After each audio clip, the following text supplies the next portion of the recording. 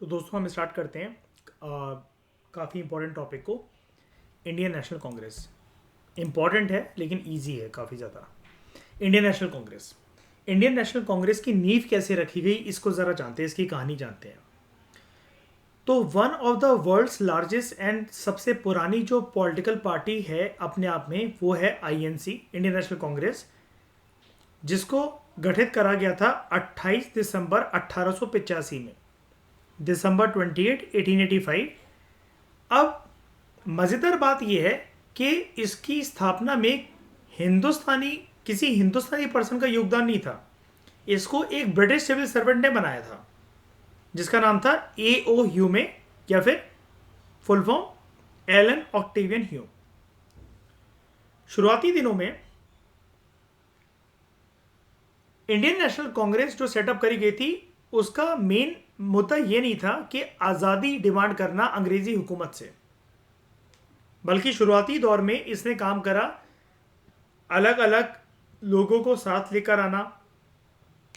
सारे educated individuals हैं वो इसका पार्ट बने, और इसने एक दरख्वास्त करी कि जितनी भी अलग अलग पॉलिटिकल एसोसिएशंस भारत के अंदर चल रही हैं, बंगाल में, बॉम्बे में, साउथ में, मद्रास में, वो सारी की सारी साथ मिलकर आओ, और हमें कोई लीडर थोड़ी ना बनना है, अपने आप को प्रूव थोड़ी ना करना है, हमें तो अंग्रेजों के सामने डिमांड ही तो रखनी है। तो क्यों ना हम सब एक साथ मिल जाएं और अंग्रेजों को एक कंबाइंड पिटीशन भेजें under one name only, that is Indian national Congress. Congress leaders की इस बात से जो लोग सहमत थे, उन ऑर्गेनाइजेशंस ने, उन लीडर्स ने अपनी ऑर्गेनाइजेशन को आईएनसी के साथ मर्ज कर लिया। जो लोग नहीं थे वो अलग से इंडिपेंडेंट सेटअप अपना चलाते रहे। लेकिन मोर और लेस हर कोई ये मान गया था आईएनसी एक पैन इंडिया ऑर्गेनाइजेशन है, एक नेशनल लेवल की काइंड ऑफ, उस जमाने की अपने आप में काइंड ऑफ पार्टी है। मैं काइंड ऑफ कह रहा हूं, मैं ये नहीं कह रहा कि पार्टी है। और शुरुआती दिनों में इसका मकसद ये नहीं था कि ब्रिटिश हुकूमत से आज़ादी को पाना है, रेदर सारे लोग मिलकर एक कॉमन प्लेटफॉर्म बनाए और एक कॉमन वॉइस रेस करी जाए। अब ये वॉइस अंग्रेजों के कानों तक जो पड़ेगी तो उनको एक चीज समझ में आ जाए, ये कोई प्रोविंशियल या रीजनल लेवल की डिमांड नहीं है, ये नेशनल लेवल की डिमांड है जो हम आपको बता रहे हैं, आपके लिए रेस कर रहे हैं on behalf of many people. ठीक है, तो it was rather setup to bring together a group of educated individuals on a common platform, policy making को इन्फ्लुएंस करने के लिए। किसकी पॉलिसी मेकिंग? जो अंग्रेज जो बनाते थे पॉलिसीज वो। तो ऑब्जेक्टिव क्या थे जब कांग्रेस फॉर्म हुई थी उस टाइम पर? उसके ऑब्जेक्टिव क्या थे? सबसे पहला, एजुकेटेड इंडियंस का ग्रेटर पार्टिसिपेशन होना चाहिए सरकार में, और एक ऐसा फोरम, एक ऐसा प्लेटफॉर्म क्रिएट करा जाए जहां पर पॉलिटिकल डायलॉग्स प्रमोट हो, and political dialogues among Indians promote हो and British art could be arranged. उसके बाद हम बात करें अगर पहली मीटिंग की, इंडियन नेशनल कांग्रेस की पहली मीटिंग कांग्रेस की जो होती है, it was schedule to take place at Poona. यहां पर डिसाइड करा गया था कि पूना में होगी, जिसको आज पुणे बोला जाता है। But later on the event was shifted to Bombay, क्योंकि पूना में क्या हो गया था? कॉलरा आउटब्रेक हो गया था। Hume had to get the approval of the then viceroy Lord Dufferin to hold the meeting. क्यों? क्योंकि ये पैन इंडिया लेवल की ऑर्गेनाइजेशन थी पहली, और एओ ह्यूमे खुद कौन था?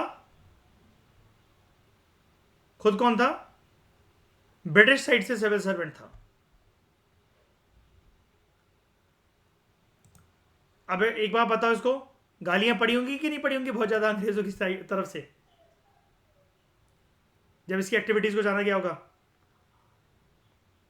है ना? तो first president of Indian national Congress कौन थे? डब्ल्यू.सी. बनर्जी, पूरा नाम Womesh Chandra Banerjee, also known as Umesh Chandra Banerjee. ये बात इंपॉर्टेंट, इनका दूसरा नाम ये, क्योंकि बहुत कम किताबों में आपको मिलेगा इनका दूसरा नाम उमेश चंद्र बनर्जी। सब लोग डब्ल्यू.सी. बनर्जी के नाम से ही जानते हैं इनको। तो he presided over the first meeting of the Congress, जिसमें 72 डेलीगेट्स ने पार्टिसिपेट करा। यानी कि फर्स्ट मीटिंग में जो कि बॉम्बे में हुई, उसके अंदर कितने लोग आए थे इंक्लूडिंग दिस प्रेसिडेंट? 72। और पहली मीटिंग कहां पर होनी थी? पूना में क्यों नहीं हो सकी? वहां पर क्या आ गया था? कॉलेरा आ गया था, बीमारी हो गई थी। ठीक है, तो some of the great presidents of the Congress during this phase were Dadabhai. कौन कौन प्रेसिडेंट रह चुका है, ये वाला क्वेश्चन भी इंपॉर्टेंट है। अच्छा, और कौन कब रह चुका है? ये तो बस आपको अभी आईएनसी की शुरुआत हो रही है आपके यहां पर।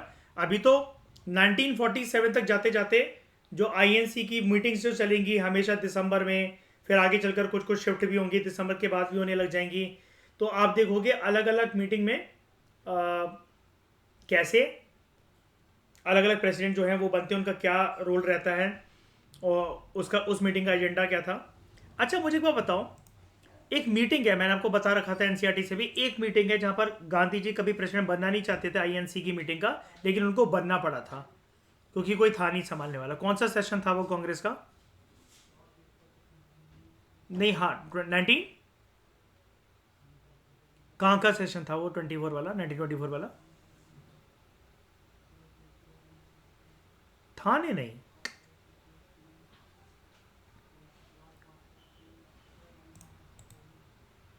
प्रॉपर जगह बताओ।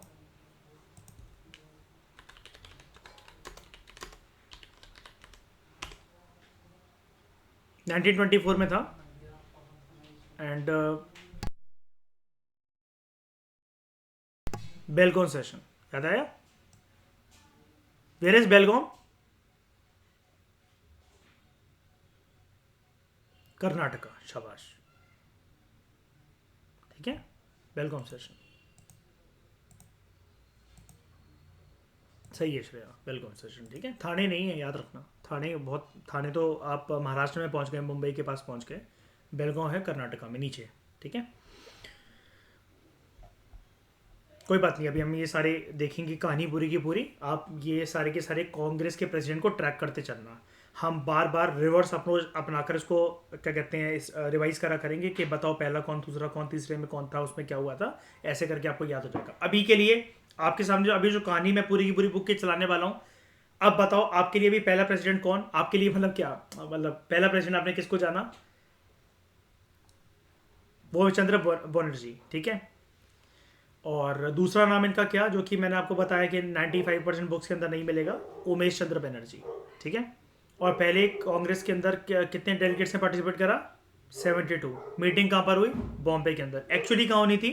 पूना में। क्यों नहीं हो सकी? वहाँ पे कॉलेरा आउटब्रेक आ गया था। तो और कौन कौन प्रेसिडेंट रहे हैं प्रोमिनेंट इस टाइम के? मतलब ये ऐसा नहीं है कि आप इसको सोचो अच्छा यही प्रेसिडेंट थे, इसके अलावा कोई था ही नहीं 1947 तक। इस जमाने की बात हो रही है, इस टाइम की बात हो रही है जब कांग्रेस की नींव रखी गई है 1885 से लेकर आप 1900 तक मान लो कि अलग अलग टाइम पर मतलब कौन कौन प्रेसिडेंट रहा है। साल में शुरू में कितनी मीटिंग होती थी कांग्रेस की? एक साल में एक बार। और कौन से महीने में? दिसंबर में, सर्दियों में होती थी। ठीक है, तो some of the great presidents of the Congress, देख रहे हो ना, some of the great presidents की बात हो रही है कांग्रेस की during this phase were. Dadabhai Naoroji, Badruddin Tyabji, Firoz Shah Mehta, P Ananda Charlu, Surendranath Banerjea, Romesh Chandra Dutt, Ananda Mohan Bose and Gopal Krishna Gokhale.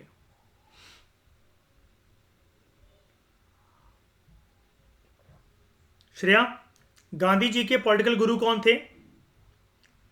Saini कौन थे? Gopal Krishna Gokhale.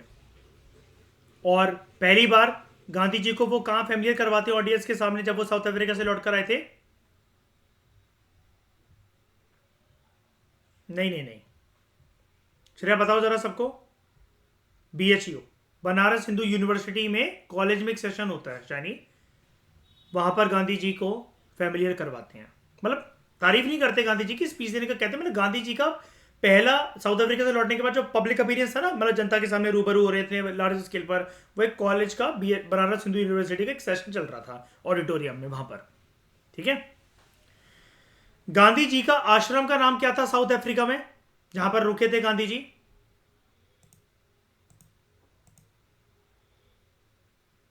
Anyone? Tolstoy farm, सुना है कभी ये नाम?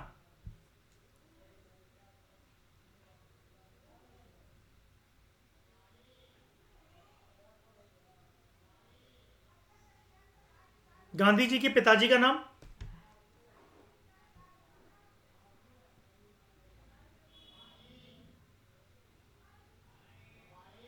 करमचंद गांधी। गांधी जी की मम्मी का नाम?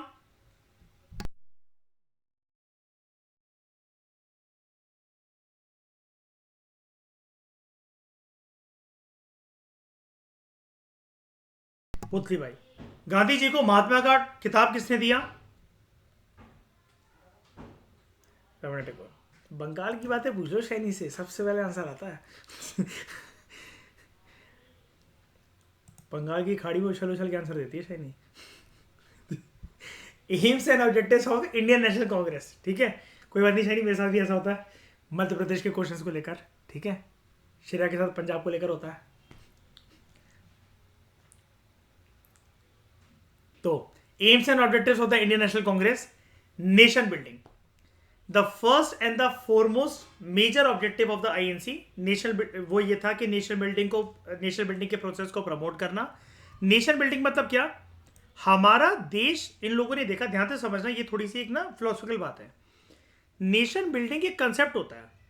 ये वाली बात मैं आपको ना हिस्ट्री में कम समझा सकता हूं, आपको मेरे साथ ये पॉलिटिकल थ्योरी में, और उसकी चिंता मत करना चाहिए, पॉलिटिकल थ्योरी हम लोग यूपीएससी के पर्सपेक्टिव से भी पढ़ेंगे क्लास 11 की एनसीईआरटी, लेकिन पॉलिटिकल थ्योरी में बाकी आप सबको मैं पीएसआईआर वाले जो ऑप्शनल वाले हैं उनको समझाऊंगा मैं। नेशन बिल्डिंग ठकुराइन एक कंसेप्ट होता है। ठीक है, यहां पर यह माना जाता है कि श्रेया, एक बाउंड्री ज्योग्राफिकल टेरिटरी होने से एक देश देश नहीं बनता। देश में लोगों का एक रवैया ऐसा होना चाहिए कि देश के प्रति प्रेम, मैं देश के लिए कुछ करूं, मेहनत ईमानदारी से मैं काम करूं, अपने देश के ऊपर आंच ना आने दूं। कुल मिलाकर देश जो कि एक धरती, एक जमीन का टुकड़ा है, वो वैसे ना रहकर इमोशंस, सक्सेसफुल और बड़ी बड़ी इमारतें बनना, लोगों के पास रोजगार होना, स्टैंडर्ड ऑफ लिविंग होना, गरीबी ना होना, ट्रांसपोर्टेशन, कम्युनिकेशन, मतलब जितनी भी चीजें आप सोच सकते हो। जैसे हम लोग कहते हैं ना कि हाउस और होम में क्या फर्क होता है बताओ? हाउस तो एक ईंटों का घर हुआ ना, ढांचा हुआ ना। लोगों के आपसी सहमति से, प्यार से जब सब लोग परिवार में रहे, वो होम कहलाता है ना। सिमिलरली एक नेशन जो है, मतलब आप जानते भी हो वैसे भी कि हम लोग वैसे तो नेशन जो है वो एक पर्टिकुलर यहां पर भी इस कंटेक्स्ट के अंदर यूज नहीं करते हैं, वो तो एक सिर्फ जोग्राफिकल टेरिटरी होता है जिसको हम कंट्री बोलते हैं। नेशन बिल्डिंग का काम होता है जो कि लोगों के द्वारा बनता है, सारे लोगों की कंट्रीब्यूशन की वजह से बनता है। तो पहला मकसद इसका क्या था?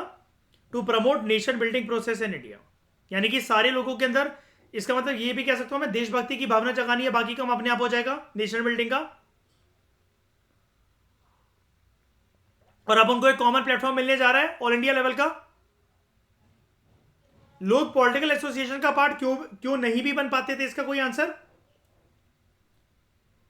बिकॉज ऑल इंडिया आउटरीच नहीं थी किसी भी पॉलिटिकल ऑर्गेनाइजेशन की। मुझे ज्वाइन होना है किसी में, लेकिन मैं रह रहा हूं मध्य प्रदेश और पॉलिटिकल ऑर्गेनाइजेशन चल रही है बंगाल में, कैसे जाऊं मैं और क्यों जाऊं? लेकिन कांग्रेस ने इस ज्योग्राफिकल बैरियर को खत्म करने का काम करा था कि नहीं करा था बताओ? जिन लोगों के अंदर देश को लेकर प्यार है, देश के प्रति ऐसी भावना है कि हमें आजाद करवाना है इसको ब्रिटिश के चंगुल से, हालांकि वो कांग्रेस का इनिशियल ऑब्जेक्टिव नहीं था, लेकिन मैं एक बात बोल रहा हूं, देश का प्यार है, देश के प्रति प्यार है, कैसा भी प्यार है वो, तो उसको एक वेंट आउट करने का तरीका, एक वेंट आउट करने का एक प्लेटफॉर्म दिया क्या कांग्रेस ने सारे लोगों को, ऐसे लोगों को? बिल्कुल। ठीक है, तो it wanted to create a national identity of being an Indian among the people and to promote national unity, कि हिंदुस्तानियों उसमें गर्व महसूस करो और देश को एक धागे में पिरोकर रखना है। उस धागे में पूरे देश को जो पिरोकर रखना है, बांध कर रखना है, वो हर एक इंडिविजुअल के कंट्रीब्यूशन से ही हो पाएगा। अब ये इंपॉर्टेंट था बिकॉज जो अंग्रेजी हुकूमत वाले जो लोग थे, जो कॉलोनियल एडमिनिस्ट्रेटर्स थे, they did not consider India as a nation, but वो उसको सिर्फ एक ज्योग्राफिकल एक्सप्रेशन के तौर पर देखते थे। आईएनसी के लीडर्स को एक बात समझ में आ गई थी, जब तक तुम इस देश को ऐसे ट्रीट करते रहोगे कि एक जमीन का टुकड़ा ही तो है, उससे कभी आजादी नहीं मिलेगी, ना ही तुम्हारी कोई बात सुनी जाएगी। तुम सब लोगों को मिलकर एक साथ आना पड़ेगा। किसी और का दुख दर्द वो तुम्हारा दुख दर्द है। अगर कोई पर्सन परेशान है अंग्रेजी हुकूमत से, वो पर्सन असम के अंदर रह रहा है और तुम रह रहे हो केरला के अंदर, डायगनली दोनों अपोजिट जगह हैं, ठीक है, लेकिन तुम्हें उसी परेशानी को अपनी परेशानी समझना पड़ेगा, बिकॉज इस लैंड पर रहने वाले जोग्राफिकल टेरिटरी तुम दोनों की भले ही कॉमन है, लेकिन देशभक्ति की भावना भी तुम दोनों के अंदर कॉमन होनी चाहिए कि वो भी तो एक हिंदुस्तानी है जो परेशान हो रहा है, वो भी तो इसी मिट्टी की पैदाइश है जिस मिट्टी की पैदाइश मैं हूं। तो to provide for an all India political forum, अभी तक ये जितने पॉलिटिकल एसोसिएशन आपको दिख रहे थे इससे पहले वो कैसे थे, उनका सेटअप कैसा था, रीजनल लेवल का सेटअप था ना उनका, बंगाल, बॉम्बे, मद्रास। अब क्या होगा, आईएनसी जो है it was to allow political workers from all over the country कि वो लोगों को जागरूक करें, उनको एजुकेट करें under a common all India political organization. उसके बाद पॉलिटिकल कॉन्शियसनेस को प्रमोट करने के लिए और पॉलिटिकल अवेकनिंग को प्रमोट करने के लिए among the educated citizen and then to all the section of the society, कि जितने भी जो पढ़े लिखे जो लोग हैं वो बहुत सारी प्रक्रिया जानते होंगे कि हमें अंग्रेजों के सामने, ब्रिटिश पार्लियामेंट के सामने दरख्वास्त कैसे करनी है, वो सबसे पहले इस प्लेटफॉर्म को ज्वाइन करें और आगे चलकर हर एक नागरिक को, भारत के नागरिक को जागरूक करवाया जाए, देश के प्रति प्रेम की भावना क्या होगी, इसका महत्व क्या होगा, अंग्रेजों के रवैये के ऊपर, उनके जो क्रूर उनका जो शासन है उसके ऊपर लगाम कैसे लगानी है, और सारे हिंदुस्तानी एक दूसरे की आपसी सहमति से सहायता कर कर कैसे इस देश को बचा सकते हैं और अपना वेलबींग सुनिश्चित कर सकते हैं। उसके बाद to create a common pan India political leadership और the headquarters of the movement, a national leadership was the sine qua non. Sine qua non का मतलब होता है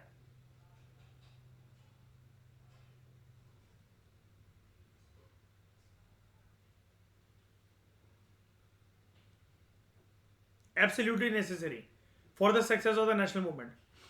उसके बाद पॉलिटिकल लिबर्टी, डेमोक्रेसी और डेमोक्रेटिक कल्चर को प्रमोट करना भारत के अंदर।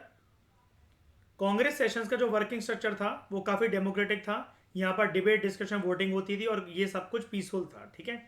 और डेमोक्रेटिक कल्चर मतलब कैसा कि प्रेयर्स एंड पिटिशंस के माध्यम से वो करना, ना कि हथियार लेकर खड़े हो जाना अंग्रेजी दफ्तरों के बाहर या अंग्रेजी ऑफिसर्स को मारना, ऐसा कुछ भी नहीं करा, ऐसा कुछ भी एजेंडा के अंदर था ही नहीं कांग्रेस के अंदर, ठीक है।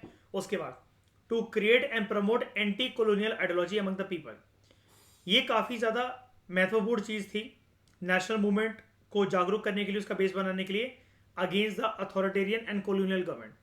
उसके बाद to prepare and put forward the popular demand of Indian national Congress before the government, British हुकूमत के सामने, ब्रिटिश पार्लियामेंट के सामने ये जो भी एजेंडा जो तैयार कर रहे हैं उसको प्रेयर्स एंड पिटिशंस के माध्यम से ब्रिटिश पार्लियामेंट के सामने रखना, ताकि कल को कोई भी एक्ट आता है या कोई भी जो पॉलिसी है वो इन सारे पॉइंट्स को संज्ञान में लेते हुए कोई अपना डिसीजन दें या कोई गवर्नमेंट ऑफ इंडिया एक्ट जो है वो इंट्रोड्यूस करें। बिकॉज कांग्रेस क्योंकि अब एक पैन इंडिया ऑर्गेनाइजेशन है और यहाँ पर अगर वो कोई भी रिक्वेस्ट अगर ब्रिटिश हुकूमत से कर रहा है तो ऐसा माना जाएगा कि वो जो ये सारे जो पॉइंट्स हैं ये एक लिमिटेड रीजन के लोगों के नहीं है, ये पैन इंडिया लोगों के हैं, पूरे हिंदुस्तान ये डिमांड कर रहा है आपसे।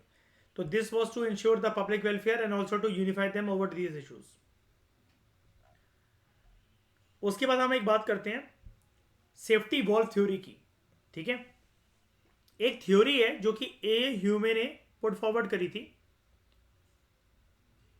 There is a theory that A Hume formed the Congress, इस थ्योरी के बेसिस पर उसने कांग्रेस की स्थापना करी थी, एक आइडिया के साथ, एक विचारधारा के साथ, दैट कांग्रेस जो है एक सेफ्टी वॉल्व प्रोवाइड करवाएगी, लोगों के गुस्से को एक डायरेक्शन देने का काम करेगी।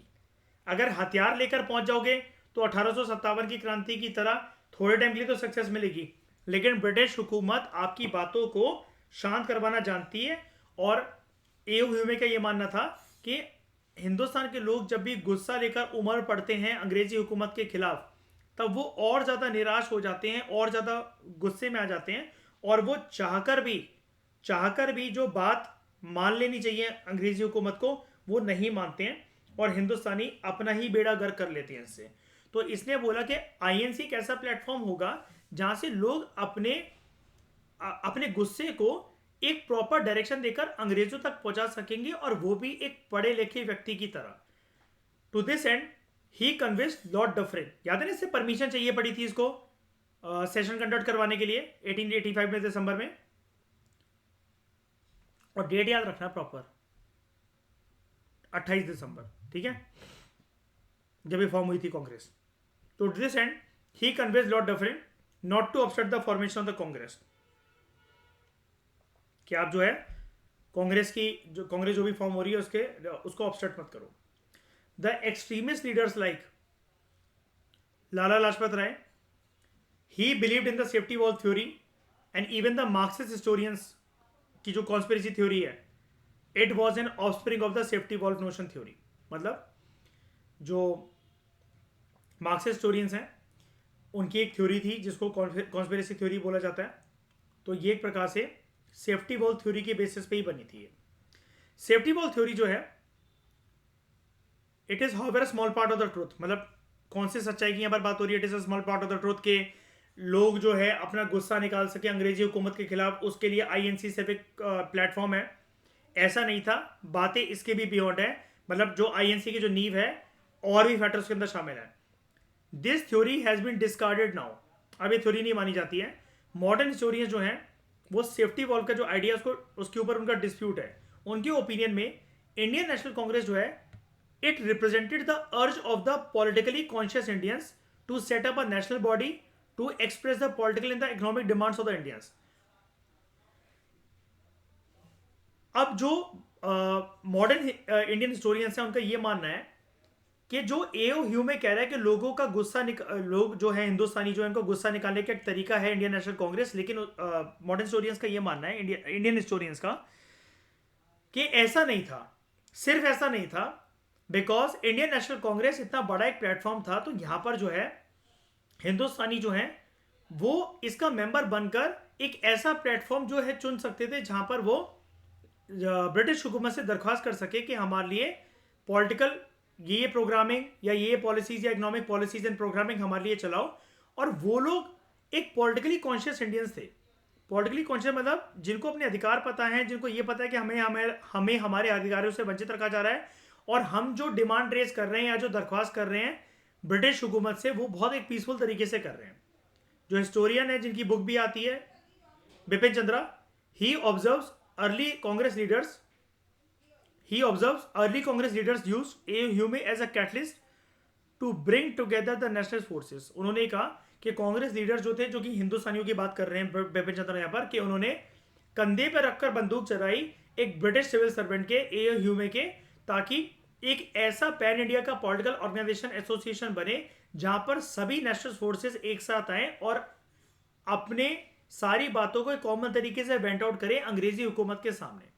तो इंपॉर्टेंस क्या है इंडियन नेशनल कांग्रेस जो बनी, उसकी इंपॉर्टेंस क्या है?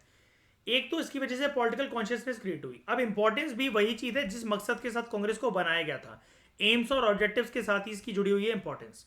पॉलिटिकल कॉन्शियसनेस इसकी वजह से क्रिएट हुई। आईएनसी का जैसे ही बर्थ होता है तो एक इंपॉर्टेंट हिस्टोरिकल इवेंट होता है in the growth of political consciousness and popular resistance in the country. लेकिन this time at pan India level, पूरे हिंदुस्तान के लेवल पर। इट वॉज अ प्लेटफॉर्म जहां पर लोग जो है अपना गुस्सा निकाल सकते थे अंग्रेजी हुकूमत के खिलाफ। शुरुआती दिनों में there was only a movement of protest and revolt, a feeling of discontent. अगर वो खफा है कुछ हिंदुस्तानी अंग्रेजों से, ये अगर कंट्री में अगर कुछ ऐसा चल रहा है, आगे चलकर कांग्रेस जो है वो एक ऐसा प्लेटफॉर्म बनेगा जहां पर प्रेयर्स एंड पिटीशन के माध्यम से ब्रिटिश हुकूमत को चौकन्ना कर दिया जाएगा। देखो बड़े सारे हिंदुस्तानी आपकी इस पॉलिसी को, आपके सेट को लाइक नहीं कर रहे, तो कृपया इसको वापस खींच लो, अदरवाइज पूरा देश जो है वो आपके खिलाफ उमड़ पड़ सकता है। और अंग्रेजी हुकूमत इस चीज को संज्ञान में लेते थे क्योंकि उनको डर लगता था कि 1857 की क्रांति अगर फिर से अगर हो गई, लोग आग बबूला हो गए, ये लगातार कांस्टेंट रेवोल्यूशन से रिवोल्ट्स होते रहे, तो उसको शांत करवाने में जो मैन मटेरियल, जो पैसा खर्च होता है, वो हमारे अगेंस्ट ही जाएगा, वो हमारा फालतू का खर्चा करवाएगा, out of the pocket expenditure करवाएगा। तो हम जो है इस बार उसको संभाल भी नहीं पाएंगे, और हो सकता है कि भारत एज अ कॉलोनी हमारे हाथ से निकल जाए, जो कि इतनी प्रॉफिटेबल कॉलोनी है हमारी। उसके बाद Congress served as a source of unified leadership. अभी तक आपने जो प्रोविंशियल लेवल पर जो अलग अलग पॉलिटिकल एसोसिएशन देखी, वहां पर कितने बेहतरीन लीडर्स नेशनल लेवल पर, जो कि पढ़े लिखे जो लोग हैं, जो पढ़ा लिखा वर्ग है, उसको रिप्रेजेंट कर रहे हैं वो लीडर्स, वो सारे के सारे लीडर्स जो हैं अपने अलग अलग एरियाज में काम कर रहे हैं। कांग्रेस उनको एक ऐसा प्लेटफॉर्म दे देगा कि सारे के सारे लीडर्स जो है वो यूनिफाई होकर एक यूनाइटेड तरीके से इंडियन नेशनल कांग्रेस में अपने एजेंडा को लाकर एक कॉमन तरीके से ब्रिटिश पार्लियामेंट के सामने अपनी बात रख सकते हैं। तो protest movements led organization and the Congress provided it with a unified leadership, and soon it developed the spear of the national movement, मतलब ये नेशनल मूवमेंट को गाइड करने वाला एक सिंबल बन गया इंडियन नेशनल कांग्रेस जो है, as a political association, as a political party, kind of political party. उसके बाद cementing together a political factor. It was the only cementing political factor जिसने लोगों को यूनिफाई करा अलग अलग कंट्री के अलग अलग इलाकों से, एंड कॉमन ऑब्जेक्टिव सेट करा कि सारे के सारे लोगों की ये दरख्वास्त है, जैसा कि मैं आपको बार बार बताया जा रहा हूँ, ब्रिटिश पार्लियामेंट के सामने बोला जाएगा, ये सिर्फ बंगाल के लोगों का कंसर्न नहीं है, मद्रास के लोगों का कंसर्न नहीं है, बिहार के लोगों का कंसर्न नहीं है, दिल्ली के लोगों का कंसर्न नहीं है, ये पूरे हिंदुस्तान के लोगों की डिमांड है, पूरे हिंदुस्तान के लोगों की वॉइस है. अब यही तो चीजें बनाती हैं कांग्रेस को as a umbrella organization, as a rainbow like collision. उसके बाद Congress served as representative of the people of India. Congress जो है it gave representation to the people of different parts of India, जो कि अलग अलग कोनों से आते थे. मैंने आपको बोला ना ऊपर, देखो ऑल वॉक्स ऑफ लाइफ वाली बात मैंने आपको यहाँ पर बताई थी, कहीं लिखा था मैंने, हाँ ये it represented diverse sections, people from all walks of life. यहाँ पर भी देखो क्या लिखा हुआ है, ठीक है, different walks of life. Indian national Congress जो है it attempted to fulfil their hopes and aspirations of the common masses. It was the largest and the most prominent Indian public organisation. जब से इसकी नींव रखी गई थी 28 दिसंबर 1885 को, जब तक हमारा देश आजाद नहीं हो जाता 15 अगस्त 1947 को, इंडियन नेशनल कांग्रेस सबसे बड़ी, सबसे इंपॉर्टेंट इंडियन पब्लिक ऑर्गेनाइजेशन रही है, एसोसिएशन रही है, and central and defining influence of the Indian national movement. Indian national movement जो है उसकी आइडेंटिटी कांग्रेस के साथ ही एसोसिएटेड है, बिकॉज कांग्रेस के अंदर ही वो सारे के सारे, हम लोग पोस्ट इंडिपेंडेंस में पढ़ते हैं ना कि जो इंडियन नेशनल जो कांग्रेस है, इंडियन नेशनल कांग्रेस जो है वो एक पैन इंडिया ऑर्गेनाइजेशन तो थी, और पोस्ट इंडिपेंडेंस में जैसा कि मैंने आपको पढ़ाया था, सारे के सारे जो लोग हैं उसके साथ जो एसोसिएटेड हैं. तो यहाँ पर कैरिस्मेटिक लीडर्स, हाँ कैरिस्मेटिक लीडर्स जो एसोसिएटेड थे कांग्रेस के साथ, वो ही रिस्पॉन्सिबल होते हैं आज़ादी के लिए, ऐसा माना जाता है. मतलब सिर्फ उनका योगदान हम नहीं कह सकते, लेकिन they were important people, they were very important people, और काफ़ी दिग्गज नेता थे वो, जिन्होंने अलग अलग मूवमेंट चलाई, और सारे लोग कांग्रेस के साथ ही एसोसिएटेड थे.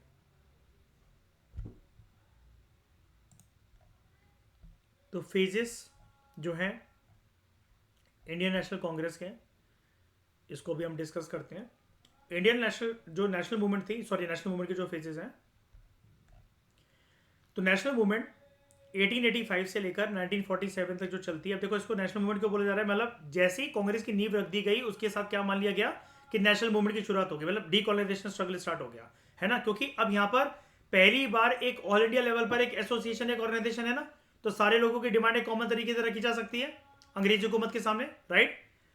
तो इंडियन नेशनल मूवमेंट जो है during 1885 to 1947, it can be divided into following 3 phases on the basis of period, leadership, goals, methods adopted at the social base. तो सबसे पहले आता है मॉडरेट फेज की बात. ये मॉडरेट फेज चलता है 1885 से लेकर 1905 तक, यानी कि कितने साल, 20 साल, है ना. शुरू में ये लोग थे, ये मॉडरेट से, अर्ली नेशनलिस्ट इनको बोला जाता है. इनका काम क्या था, कैसा, प्रेयर्स एंड पिटिशंस वाला. इनका गोल क्या था, डोमिनियन स्टेटस. डोमिनियन स्टेटस का मतलब क्या होता है, 50-50% मिलाकर चलाएंगे, है ना. 50% जो है देश को कांग्रेस संभाले, 50% अंग्रेजी हुकूमत संभाले, मिलकर मतलब सरकार चलाते हैं, ठीक है. मेथड्स इन्होंने क्या अडॉप्ट करे, कॉन्स्टिट्यूशनल मेथड ही अडॉप्ट करे, prayers, petitions and plead. Social base इनका क्या था, एजुकेटेड अर्बन अपर क्लासेस. उसके बाद एक्सट्रीमिस्ट या फिर militant national phase 1905 to 1920, extremist militant nationalist यहाँ पर इन्वॉल्व थे. गोल इनका क्या था, स्वराज या फिर सेल्फ गवर्नमेंट, के हमें हिंदुस्तान जो है उसको चलाएंगे हिंदुस्तानी. मेथड्स के इन्होंने अडॉप्ट करे, पैसिव रेजिस्टेंस एंड स्वदेशी, एंड सारे के सारे अर्बन क्लासेस के अंदर इन्वॉल्व थे. फिर एक चलता है Gandhian phase 1920 to 1947, leadership under Mahatma Gandhi. Goal क्या था, संपूर्ण स्वराज, जिसको बोला जाता है पूर्ण स्वराज, कंप्लीट इंडिपेंडेंस.